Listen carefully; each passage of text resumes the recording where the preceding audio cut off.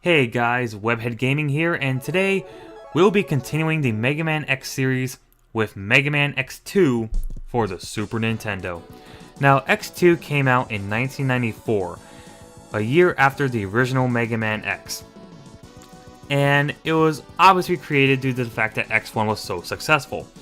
Now, considering that in the classic series, Mega Man 2 was considered to be the best in the whole series, you would think that X2 would have a similar positive reception, if not a better positive reception, due to the fact that X1 was already such a great game, right? Not really. X2 is often considered to be one of the more mediocre games in the series, and tends to be forgotten and not as talked about compared to X1. Me personally, I think it's a decent game. It's not terrible, but it's also not super fun to play compared to some of the other games in the series. It's pretty much in the middle of the road for me. But it still has its interesting gimmicks. It still has some pretty unique things about it that we'll definitely be seeing as we go through the playthrough. Right off the bat, one of the noticeable differences compared to this game and X1 is the fact that it has a bunch of flashy, polygonal 3D graphics. And that's thanks to the Super FX chip. Apparently, the team was instructed to use the FX chip in various creative ways, hence why you'll be seeing it a lot throughout this game. So this is the intro stage, and oh by the way, that green guy has become a notorious meme on the internet and a complete joke amongst Mega Man fans, and is often known as the green biker dude. Yeah, he's a pretty infamous meme. But aside from that, this is the intro stage. It's a lot shorter than X1's intro stage, and as you can see, X doesn't have his armor from the first game. He took it off for some weird reason. But one of the main differences you'll know right away compared to X1 is the fact that X now has the dash naturally, meaning you no longer have to worry about bosses that are impossible to defeat on your first try. And that's really great. I really love how they have the dash as part of X's natural abilities as opposed to being an upgrade. That helps so much in this game. So now we're at the intro boss, and this boss starts a long trend in the X series where the intro boss is giant, it's huge, it's intimidating, but it's pathetically easy, and this boss is no exception. He falls incredibly quickly to the X Buster. He is pretty slow. His attacks they don't really do that much damage, and they can barely reach you if you're up on that certain platform I'm standing on right there. It's a pathetic boss. You should have no trouble defeating it whatsoever. So now let's get to the plot of the game. Basically, this took place, I guess, a couple months after the first game where X defeats Sigma. Zero is now dead, and now it's up to X and the rest of the Maverick Hunters to take out the rest of the Mavericks that are still loyal to Sigma. So you may notice these three shadowy figures watching X. These are the X Hunters, a group of Mavericks a trio of Mavericks that are pretty much here to give X a lot of shit. The members include Surges, the Intelligence, Violin, the Brute, and Agile, who is the leader. What kind of construction are they up to? We'll find out. We'll find out in a bit. So these are our 8 Mavericks, and this time I'll be taking on Wire Sponge, because Wire Sponge is a pretty easy boss. His stage isn't really that difficult, and he gives us a heart tank and a sub tank, so he's definitely a great choice for your first pick. So right off the bat, there's a heart tank hidden right there on that left wall. Just wall jump and you'll find a hidden room with a heart tank. Those glowy orbs that you can actually damage actually have a unique purpose. If you have different special weapons, you can actually change the weather, which is kind of cool. Wire Sponge's stage has this pretty unique weather gimmick where it'll occasionally be sunny and occasionally be rainy, and the enemies in the stage will react to depending on what it is. Like those frog enemies, when it's sunny out, the frog enemies are fine and they'll try to attack you, but when it's raining out, they'll short circuit and blow up. There's also these enemies, these helicopter enemies that will launch these thunder. They'll drop these thunder things from the ground, and they can be pretty annoying. When it's sunny out, which will be right now, they don't do that. They just drop bombs and they'll go away. But then the danger is replaced with these turrets that fire these giant solar beams, and if you touch them, they will hurt really hard. Do not get hit by those solar beams. But even then, it's a pretty short stage. Not a lot of issues. Not a lot of problems at all. These scorpion enemies are kind of annoying because they take a lot of hits, even with a fully charged X-Buster. And they tend to attack a lot faster than you can, so you can't really take a lot of pot shots. They become more of a hassle in some of the other stages, but not much here because there's only one. So now we're at Wire Sponge, and Wire Sponge is definitely one of the easier Mavericks in the game. He's not really much of a threat. One of his attacks he's showing off right now is that he will climb up to the ceiling and fire these needle vines at you that will point into your direction. You can just blow him up with the X-Buster. You can actually take a lot. You can actually damage this guy a lot, because one of the things I did not mention at all in my X1 playthrough is the fact that when you're dashing and firing your small pellets, you can actually do double damage with the small pellets while you're dashing. It has the same amount of damage as a mid-charge shot. So with this in mind, you can do so much damage to some of these bosses, which is pretty cool. Right here is another attack Wire Sponge will do when he gets to half health. He will throw a hissy fit, glow red, do a stupid little dance, and fire some thunder down upon you. If you stand real close to him, it will have no effect whatsoever.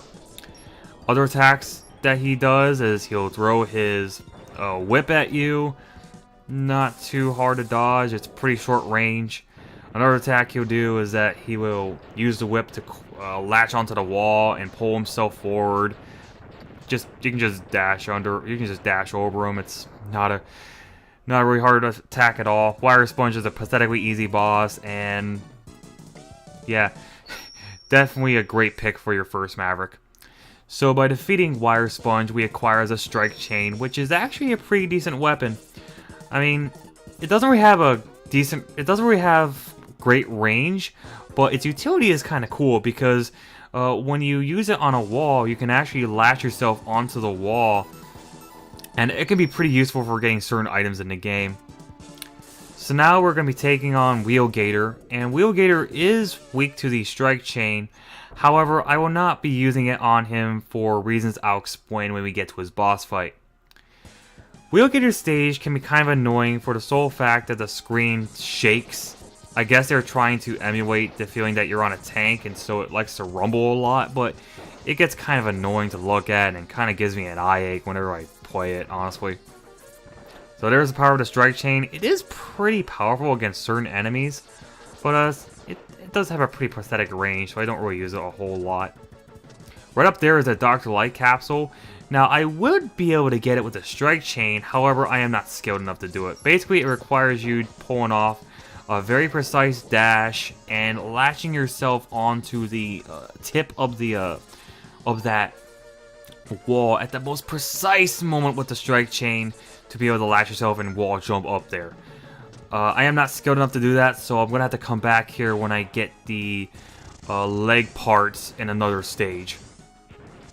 So here's the ride armor. This is the only time we'll ever use it in this game. It's basically the same thing as the ride armor from the first game, except it can hover and it has spikes for fists. That's about it, and that's the only time we see that ride armor, I think. There's a heart tank right there. However, I can't get it because I do not have the proper abilities to get it.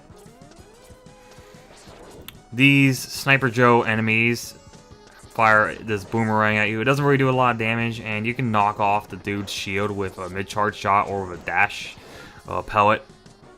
So that's a nice trick to know.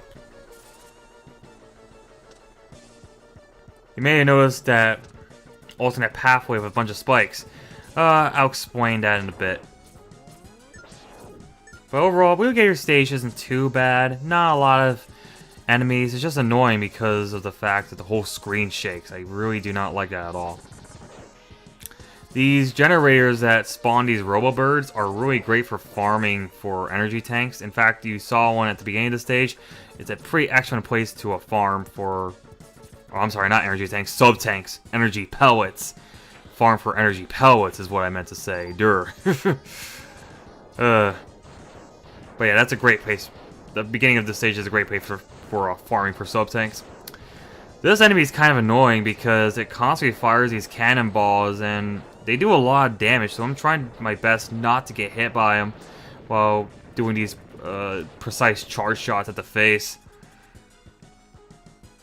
So now we're at Wheel Gator himself, and Wheel Gator, he is weak to the strike chain, but as I said before, I'm not going to be using it on him because it makes the boss fight boring, it makes it a chore, it makes it incredibly unbearable. You see, Wheel Gator constantly likes to dive into that oil pool below and fire his spin wheel at you, and then he'll like to jump up and try and grab you, but if you're on the wall high enough, he won't be able to grab you. But what makes this fight so annoying with the strike chain is that if you hit him with the strike chain, he will actually reset his pattern to going back into the pool every single time, by the way, which is why I opted to use the X-Buster, because using it with the strike chain just makes it so much more unbearable, so much more annoying, and you do not want to see that, trust me. You do not want to see me spend like 2 goddamn minutes on this boss fight because it's so obnoxious with strike chain. You're better off with the X-Buster. He's not even that hard with the X-Buster, so you're just better off using the X-Buster, really. So, you may have noticed Wheel Gator is opening his mouth and he's flashing. Do not fire at him when he does that because he'll eat the pellet and then fire pellets back at you. But if you're high enough to the wall, it will never hit you. And here's his main attack, which he'll fire a bunch of spinning wheels. However, if you're standing real close to him, they won't do jack shit. So yeah, that's why whenever I fight Wheel Gator, I just use the X-Buster now because he's not too terrible with the weapon, and it's honestly a lot faster than as opposed to the fucking strike chain, which makes the boss fight a goddamn chore. And even with the X-Buster, it still takes a while to kill this bastard. This is the shit he starts doing when he's at half health. He will start spinning around and diving towards the wall, and he'll actually make a dent to the wall and create a spike. Now that spike won't instant kill you, but it does do damage, so watch out. But yeah, this is basically all of his attacks, and I must stress, use the X-Buster. Use the X-Buster on this guy because fighting him with a strike chain, it's just retarded. It is goddamn retarded. It's the most tedious boss fight in the game if you decide to use his weakness. Oh my god. Ugh. And even with the X-Buster, it can still be quite infuriating because he loves to constantly open his mouth to try and throw your pellets back at you. It's really annoying. I find this boss fight a lot more tolerable with the X-Buster, but again, with the strike chain, it's a pain in the ass. It's a big pain in the ass. If he actually gets you when he's in the water, in the oil pool rather, he doesn't do that much damage. But make sure you shake your the damn D-pad as fast as you can, because otherwise you will take a lot of damage. And yeah. Wheel Gator isn't that tough without the weakness, so I just advise using the X-Buster. You'll be saving yourself a lot of time doing that, as opposed to the strike chain. So by defeating him, we get the spinning wheel, which is not a bad weapon. You know, it fires a spinning wheel on the ground. It's pretty. It has its uses, which we'll see in some of the later stages. And here we are with the X-Hunters again. And they seem to notice that X is taking out these Mavericks pretty quickly. I wonder what they're gonna do. I wonder what they will do. And so now we're going to be introduced to one of the characters that was never mentioned in the original X game. It's Dr. Kane. Dr. Kane is the scientist that discovered X, and based most of the Reploids he created on his designs, I guess. And Dr. Kane only appears in this game and X3. He never appears in any other game after X3. I guess because he died of old age or something, but whatever. So here the game tells you about the X Hunters and how they're challenging X they're challenging X because of the fact that they have Zero's body parts, and the only way to get them back is to fight them in the various stages. And this is where X2 starts to get very different from X1. In X1, it was pretty simple. You just go through the stages, defeat Mavericks until you beat all 8 of them, and you go to the final stage. You know, simple Mega Man stuff. X2 introduces this side quest, which I'll explain in the next part. Until then, see ya.